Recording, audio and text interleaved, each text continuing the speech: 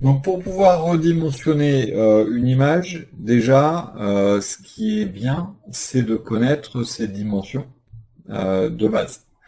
Donc ce que je vais faire, c'est que je vais créer, à partir du nom du fichier, le chemin d'accès complet à cette image, puisque quand on va manipuler des fichiers avec PHP, on a besoin impérativement on a besoin impérativement d'être en chemin physique. Donc le chemin physique sur le disque, on doit connaître son chemin entier. Et donc ce que je vais faire, c'est que je vais l'appeler, tiens, $image, et je vais mettre une constante magique qui s'appelle dir, qui va me chercher le dossier dans lequel se trouve mon fichier resize. Puis je vais concaténer un donc slash uploads slash, ça va se mettre en rouge, hein, c'est parce que Visual Studio Code le détecte comme une expression régulière, et ensuite je vais ajouter derrière le nom du fichier. Voilà. Donc ensuite, la première chose que je dois faire après avoir récupéré le chemin, c'est on récupère donc les infos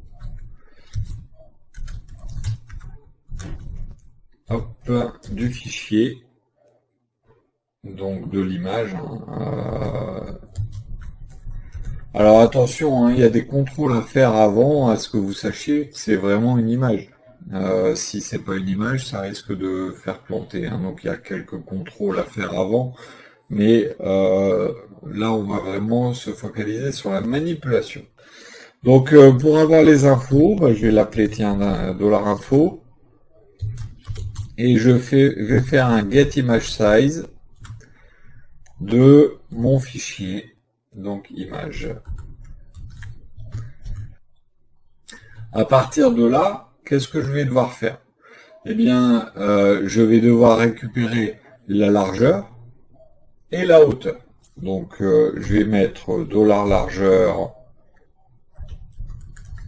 et donc c'est $info de, hop là, de 0, et $hauteur,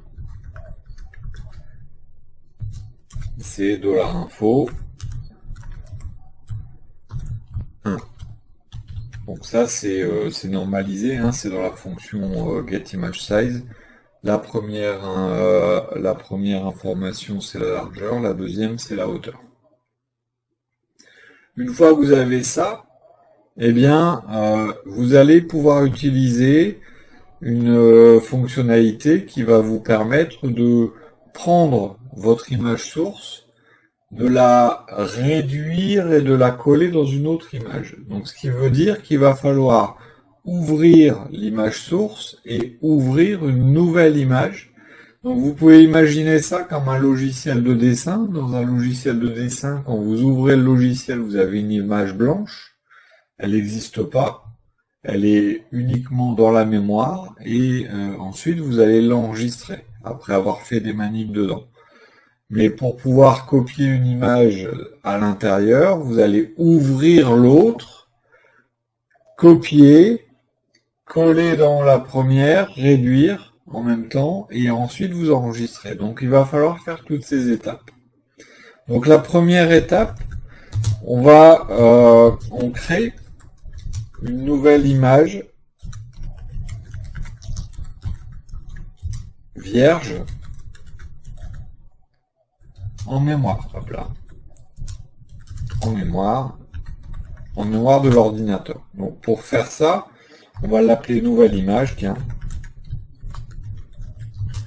On va faire un image, hop là, image create TrueColor. Donc moi je vais l'appeler, je vais la faire en TrueColor. TrueColor c'est pour avoir le maximum d'images, et on lui donne une largeur et une hauteur. Donc comme on veut qu'elle fasse la moitié en largeur et la moitié en hauteur de l'image source, eh bien, la largeur qu'on va lui donner, c'est $largeur divisé par 2. Et la hauteur qu'on va donner, c'est $hauteur divisé par 2.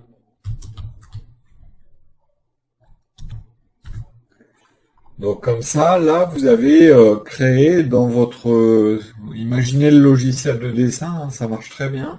Vous avez créé une nouvelle image vierge qui fait la moitié de la taille de l'image source. Donc ensuite, ce qu'il va falloir faire, c'est ouvrir l'image source. Parce que là, elle n'est pas ouverte. Donc, comme dans votre logiciel de dessin toujours, vous faites fichier ouvrir. Là, avec PHP, il va falloir qu'on vérifie quel type d'image, de quel type d'image il s'agit. Si c'est un BMP, un GIF, un JPEG, un PNG ou autre. Donc je vais vous expliquer un petit peu comment on va le faire. Je vais prendre l'exemple du JPG et du PNG, mais après c'est extensible à n'importe quel type d'image.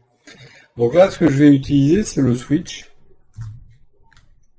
Je vais faire un switch sur $info mime. Je vais faire un switch et je vais vérifier est-ce que c'est une image PNG. Si oui, je vais faire quelque chose. Et ensuite, je vais faire break. Et deuxième, je vais faire image / JPEG.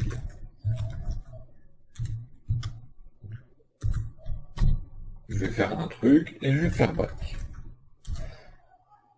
Donc là, ça va être le switch va nous permettre de dire bon bah si le type MIME c'est image PNG, je fais quelque chose.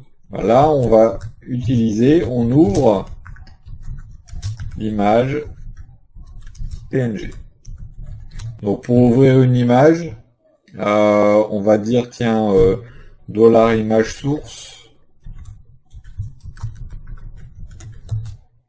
égale, et on va faire un image create from PNG, PNG, il est là. Donc crée-moi une image de PNG, ça fait ouvrir hein, tout simplement, et je vais appeler $image, c'est-à-dire le chemin de mon image. Donc ensuite, ça c'est si jamais l'image est un PNG. Si jamais l'image est un JPEG, eh bien je vais faire un $image source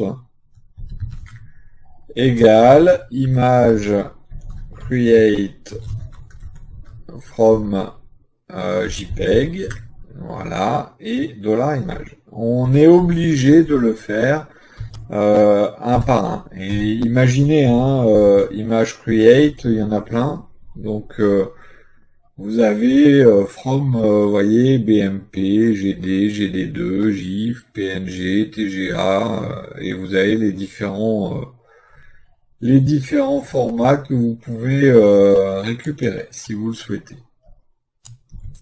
Donc là, c'est un exemple hein, pour pouvoir utiliser donc une image JPEG ou une image PNG. Si vous utilisez uniquement ces formats-là, ça sert à rien de faire plus, mais vous devez quand même vérifier. Vous faites un default hein, derrière, éventuellement, dans lequel vous levez une exception ou quoi que ce soit. Donc, par exemple, là on pourrait faire die format d'image incorrect.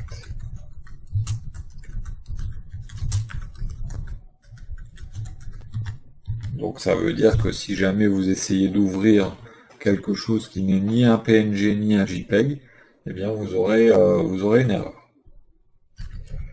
Donc ça permet de choisir. Donc là, on ouvre l'image PNG, JPEG.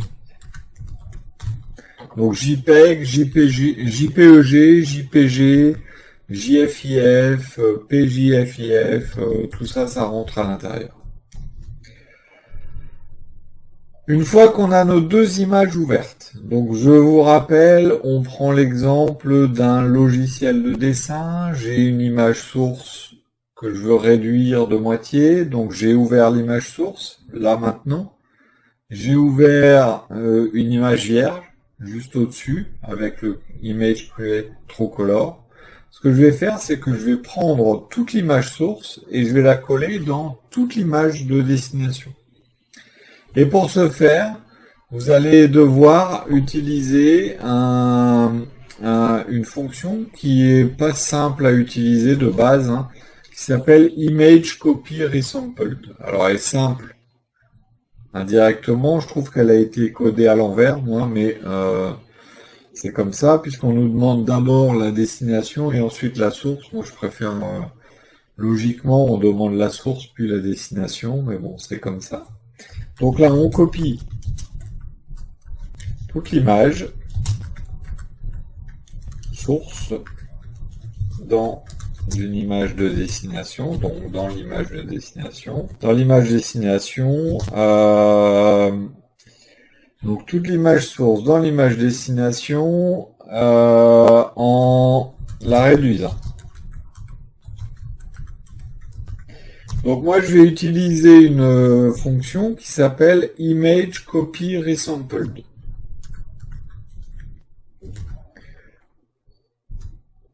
Alors il y a Image Copy et il y a Image Copy Resampled. La différence, c'est que en Resampled, sur la réduction, il réoptimise les pixels pour éviter d'avoir trop de pertes d'informations. Donc là, ce que vous voyez, vous avez une dizaine, 1, 2, 3, 4, 5, 6, 7, 8, 9, 10. Bah, vous avez 10 paramètres à passer. Donc l'image de destination, l'image source, la coordonnée X dans la destination, dans la source, et ainsi de suite. Alors qu'est-ce que c'est? Eh bien, ce que je vais faire, je vais aller à la ligne et je vais les mettre une par une. Donc le premier, c'est l'image de destination. Donc pour moi, c'est nouvelle image. Donc ça, c'est image de destination.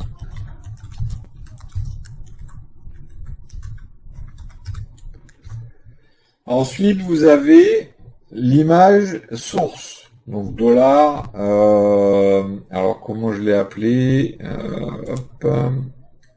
image source d'ailleurs. Très bien. Donc là, c'est image de départ.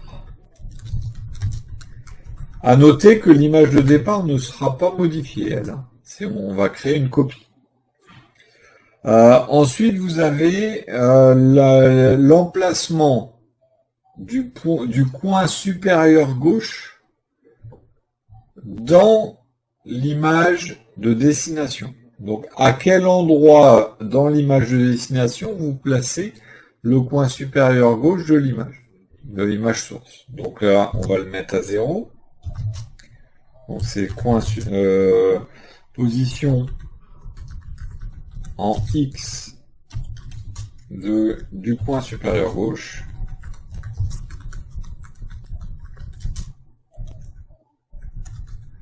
Dans l'image de destination. Je mets beaucoup de commentaires parce que c'est important de bien comprendre. Je vais juste refermer ça un petit peu, voilà. Ensuite, vous avez un autre 0, c'est la position, donc hop, je vais le copier directement. Position Y, donc en vertical, dans l'image de destination. Ensuite, vous allez avoir exactement la même chose, c'est-à-dire au niveau donc de l'image source, à quel endroit vous commencez à prendre votre sélection.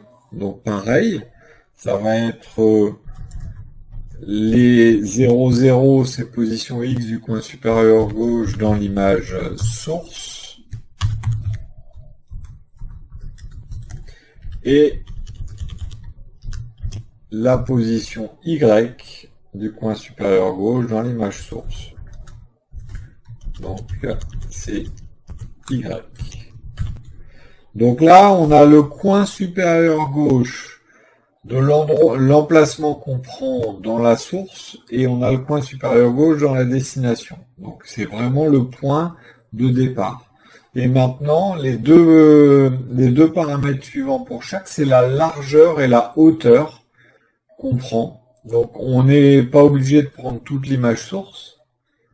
On peut prendre juste un petit bout. Et donc il y a le coin supérieur gauche, la largeur, la hauteur. Ça nous permet d'avoir le cadre qu'on récupère. Et même chose dans l'image de destination. Donc ça commence toujours, et ça je trouve que c'est dommage, ça commence toujours par la destination. Donc ça va être la largeur de la zone de destination. Donc ça va être $largeur sur 2.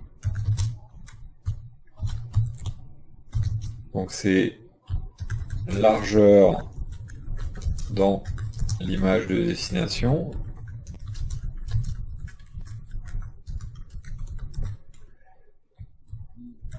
On va avoir $hauteur sur 2. Donc ça va être la hauteur dans l'image de destination.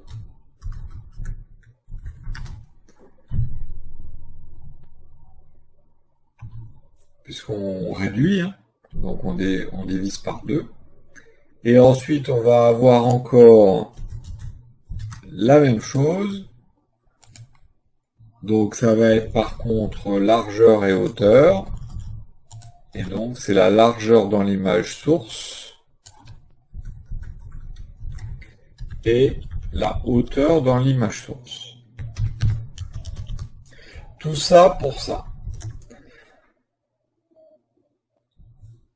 Donc globalement, je prends mon image source, ma brouette entière. Elle fait une certaine largeur, une certaine hauteur. Je dis que je veux prendre le coin supérieur gauche et toute la largeur, toute la hauteur, c'est-à-dire toute l'image. Je colle ça dans une image plus petite. Le coin supérieur gauche se trouve tout en haut à gauche de l'image et ça fait la moitié de la largeur, la moitié de la hauteur. De ce fait, là, une fois que j'ai fait mon image copy resampled, eh bien, ma nouvelle image va contenir, dans la mémoire de l'ordinateur, elle va contenir les informations de l'image de départ, mais en réduit. Maintenant, ce qu'il va falloir faire, c'est enregistrer l'image sur le serveur. Donc je vais marquer la nouvelle image d'ailleurs. On ne touche pas à l'ancienne, hein, c'est juste une nouvelle image. Donc on l'enregistre. Donc on doit refaire un switch. La même chose que tout à l'heure, c'est-à-dire qu'on fait sur $info mime. Donc on reprend la même chose, je vais faire un case image /png et là donc on enregistre l'image.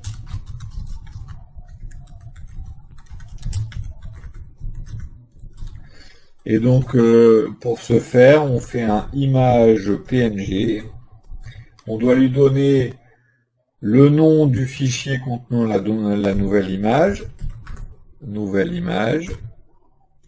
et on doit lui donner l'emplacement auquel on veut le stocker. Donc ça va être dans dir auquel on concatène /uploads / auquel on concatène. Alors ce que je vais faire, c'est que je vais mettre un /resize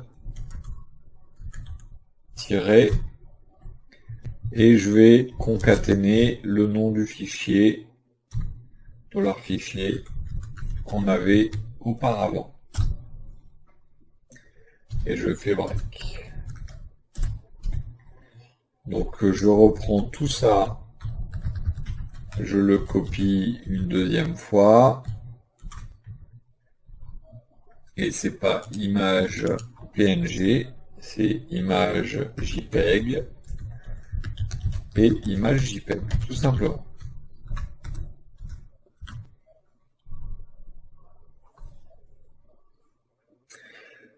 Une fois que j'ai fait tout ça, eh bien,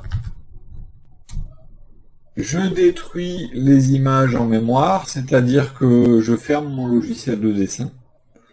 Donc on détruit les images dans la mémoire. Donc là, je vais faire un image destroy. Donc image destroy de ancienne image. Pardon, c'est pas ancienne image, c'est image source. Et je vais faire un image destroy de nouvelle image.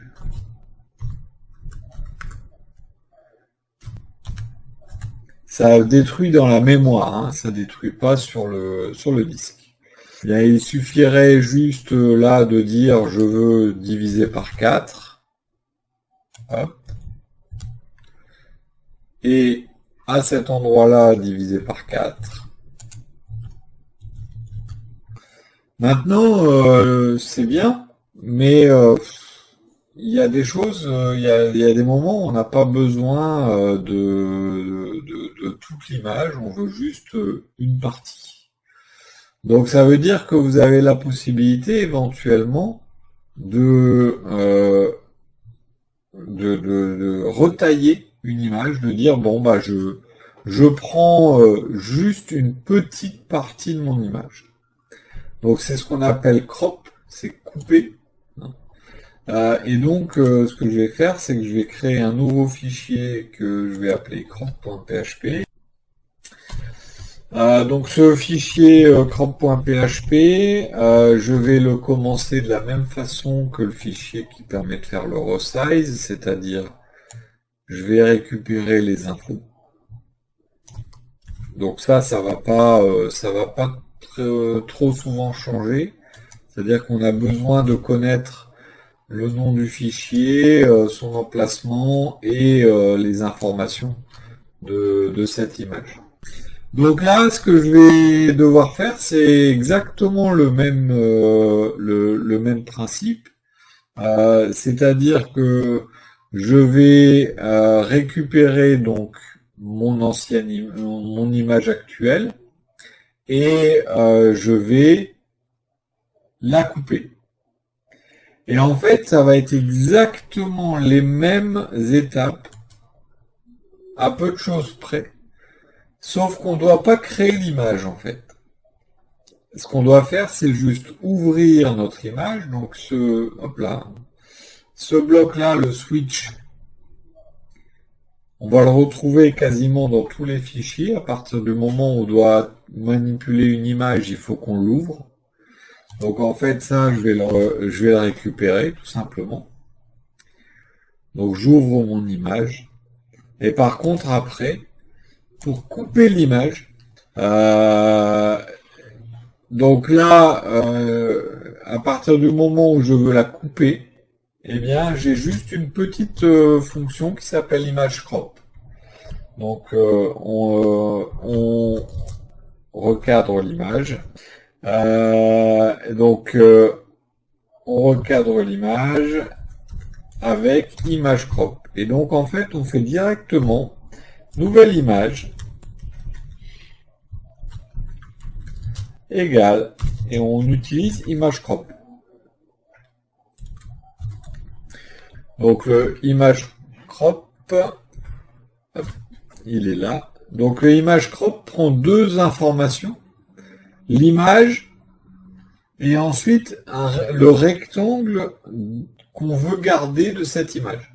Donc faites attention, il faut bien sûr que le rectangle en question soit inclus à l'intérieur des coordonnées de l'image. Donc je ne vais pas faire des calculs mathématiques savants pour aller chercher le milieu ou autre, on le fera tout à l'heure, mais il faut impérativement que le rectangle en question soit compris à l'intérieur de l'image en question. Donc là, je vais recadrer quelle image? Eh bien, mon image source. Et ensuite, je vais créer un tableau. Alors, je vais le mettre à la ligne, le tableau, comme ça. Alors, ce tableau contient 4 informations. Une information, et attention, la syntaxe est importante. Donc, une information qui est un X, qui est le point de départ de la coordonnée horizontale du coin supérieur droit de la découpe. Donc, par exemple, on va dire qu'on démarre à 200 pixels. C'est un exemple. Hein. On va donner un Y, qui est le point de départ vertical de la découpe, disons 200. On va donner une largeur.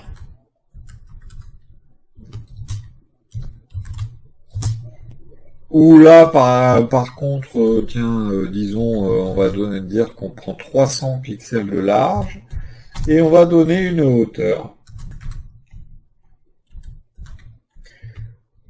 où on va dire qu'on prend, allez, disons qu'on prend 150 pixels de hauteur. Et là, qu'est-ce qu'il va faire? Il va se positionner à 200 pixels du bord gauche. Il va descendre de 200 pixels. Et à partir du point qui sera trouvé là, il va tracer un rectangle de 300 de large et 150 de haut. Et il va garder uniquement cette partie-là de l'image. À partir du moment où vous avez fait ça,